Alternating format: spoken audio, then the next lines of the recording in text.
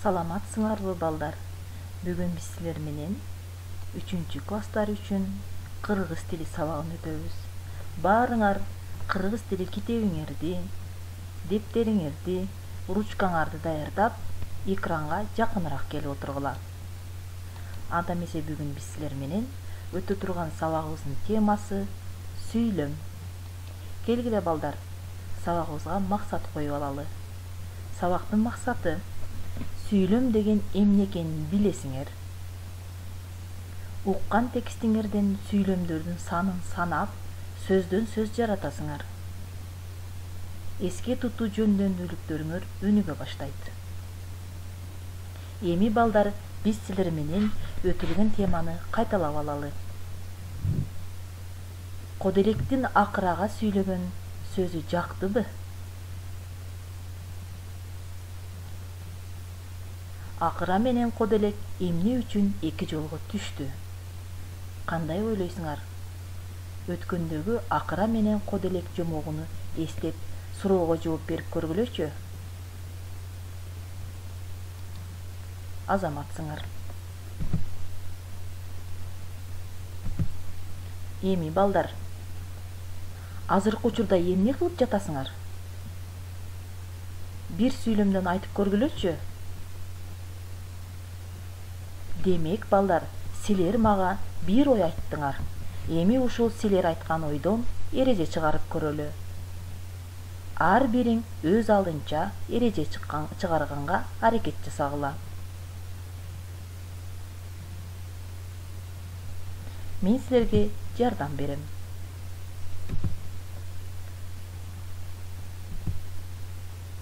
Бүткөн бир ойду билдирген сөз же бир нече сөздөрдүн айкалышы бул сүйлөм деп аталат.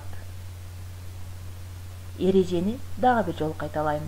Бүткөн бир ойду билдирген сөз же бир нече сөздөрдүн айкалышы сүйлөм деп аталат. Эми силер дагы мени менен чогуу кайталагыла. Бүткөн бир ойду билдирген сөз же бир нече сөздөрдүн айкалышы сүйлөм деп аталат. Азаматсыңар. Балдар, бул жерде силер эмненин сүрөтүн көрүп турасыңар. Эми ушул сүрөткө карата ар бириңер бирден сүйлөм түзгүлө. Эми түзгөн сүйлөмүңөрдү дептериңерге көчүрүп жазгыла.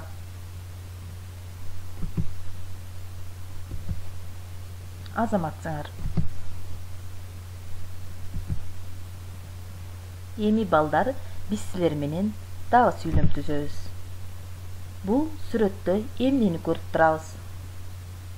Эми баарыңар ушул сүрөткө карата бирден сүйлөм түзөсүңөр. Ар бириңер түзгөн сүйлөмүңөрдү дептериңерге көчүрүп жазгыла. Мисалы, жаз. Бак дарактар бүчүр байлады. Биз алардын түбүн жумшарттык, сугардык.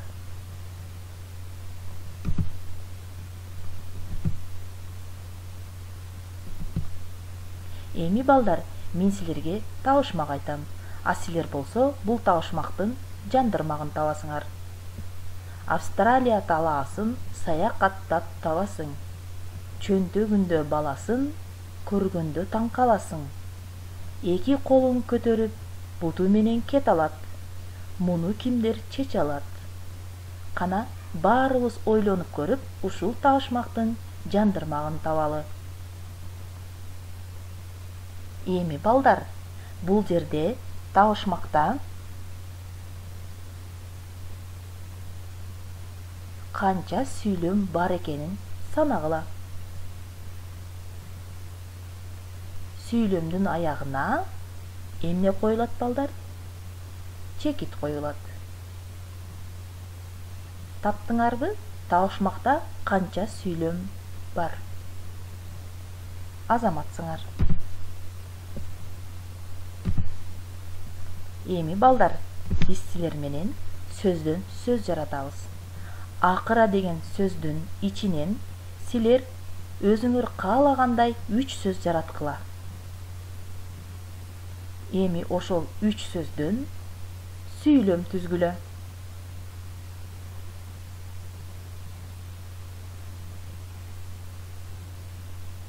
Түзгөн сүйлөмүңөрдү дептериңерге көчүрүп жазгыла.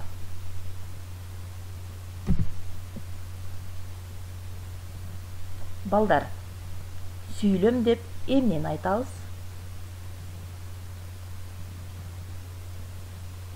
Көпчектин ордуна кашанын ичиндеги туура келген сөздөрдү коюп окуйбуз.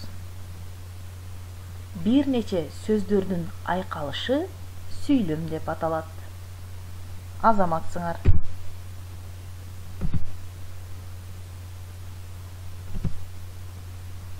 Эми балдар, мен силерге үйгө тапшырма берем. Өз алдынча табышмак жазасыңар. Табышмак жазган табышмагыңарда канча сүйлөм бар экенин санайсыңар. Ушуну менен биздин сабак аяктады. Саламатта калгыла.